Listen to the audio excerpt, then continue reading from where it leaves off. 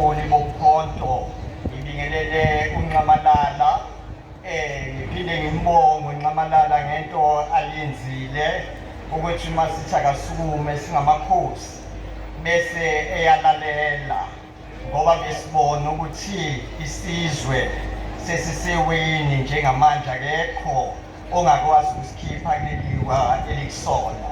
Wavuma kumsholozi ngithi uNkulunkulu-ke akambeke amgcine amlonde asikhiphe. Ngisibile-ke umphathihlelo ushilo ukuthi igesi wahamba noNcamalala. Siyacela-ke Ncamalala ubuye nogesi njengamanje, siyazi futhi uzobuya nawe. Engithanda ukudlulisa-ke kwisizwe esikhona sonke la ukuthi izwe labantu abantisholo lizobuya esandleni sabo.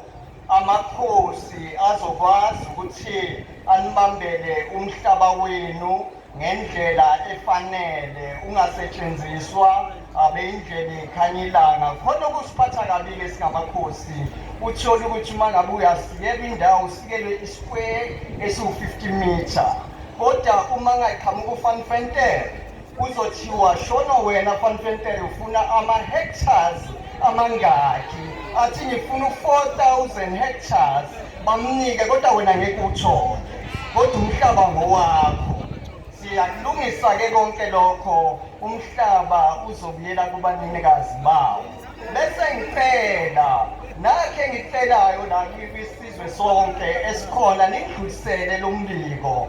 Kulichilo ukubulala umuntu ompisholo, ebulawa umuntu ompisholo, umuntu akadliwa. So ukuze sibe isizwe esiphilayo, asike sikhombise ezinye izizwe ngoba bafike basinika ibhamu, bafike basinikeza yonke into, basidivayida bathi asibulalane, bona babulalane. Ake sishumayele igama lokungabulalani, siyisizwe esimpisholo, sibuyele esikweni ngoba isiko liyahlonipha, isiko elethu. Ngiyabonga kakhulu.